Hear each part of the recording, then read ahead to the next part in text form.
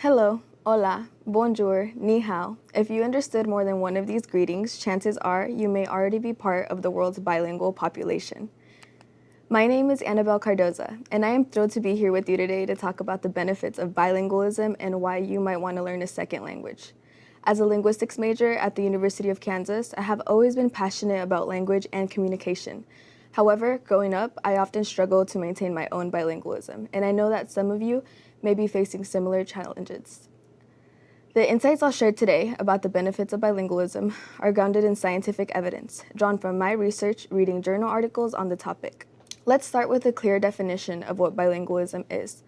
According to Professor Francois Grosjean, the term bilingual refers to an individual who uses two or more languages or dialects in his or her everyday life. Not so many years ago, many people used to believe that bilingualism held people back, particularly children. One idea was that children experience slower cognitive development due to the burden of managing two languages at once.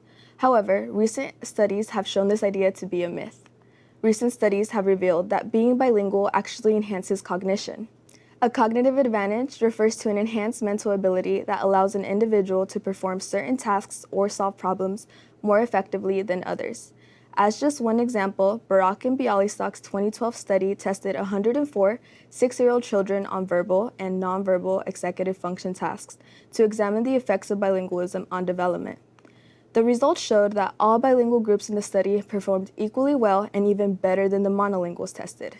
Another study by Bialystok and Craik, 2010, explored the way bilingualism affects cognitive and linguistic performance. For example, in a card sort task, participants sort either by color, red or blue, or shape, circle and star. Participants first sort by one dimension, for example here, by color, but are later instructed to switch to a different rule, which is matching based on shape.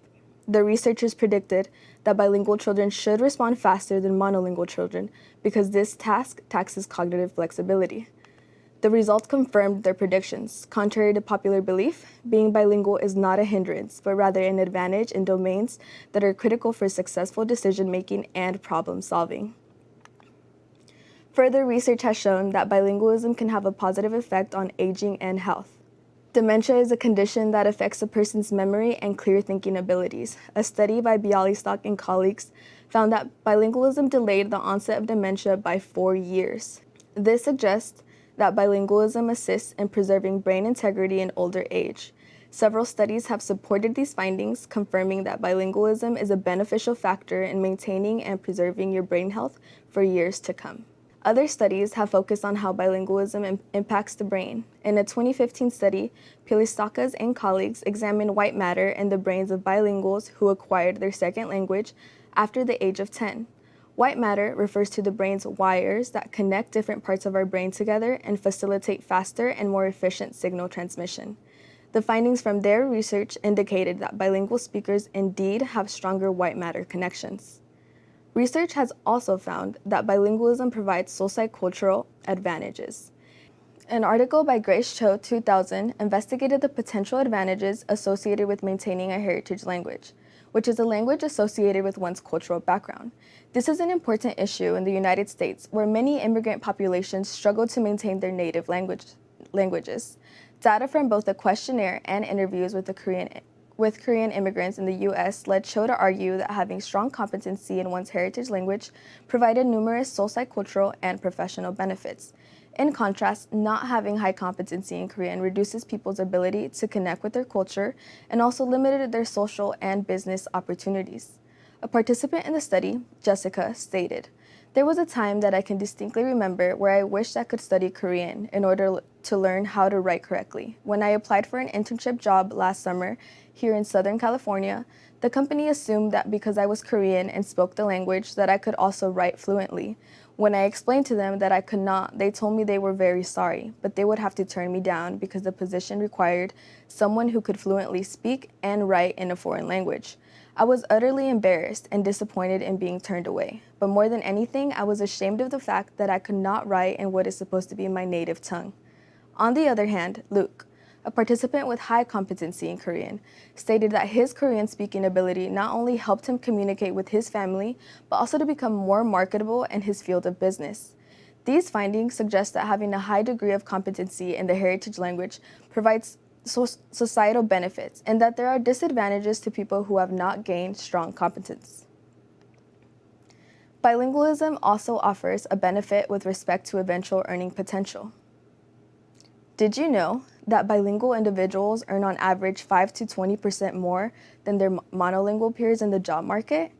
A 2014 study by Rombaught and colleagues explored the economic benefits associated with bilingualism in the United States.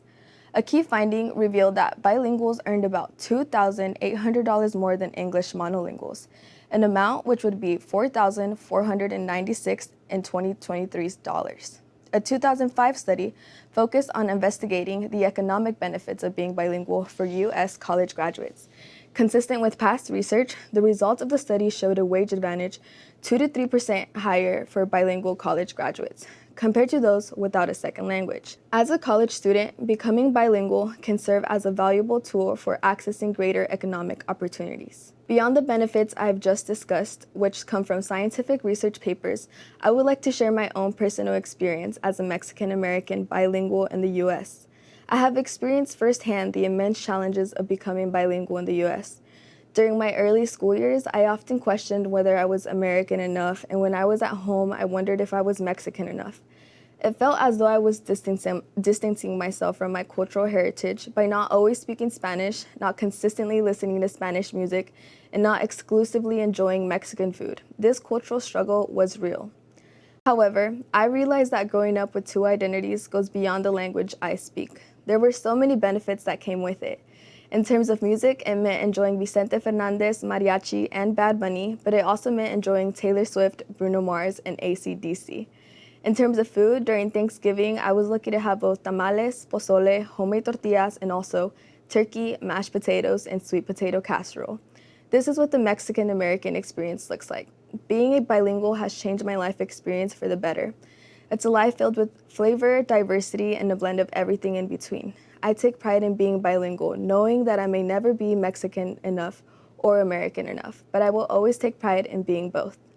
If you are struggling to maintain your bilingualism, I encourage you to do so, because maintaining my bilingualism has allowed me to bridge the communication and cultural gaps that often divide us as a society. Now, before I go, here are some resources to get you started on your bilingualism journey. If you happen to be at or near a university like KU, you can take foreign language classes and attend cultural events and festivals offered around campus. These events will not only expose you to the language, but also to the food, music, and traditions associated with those cultures.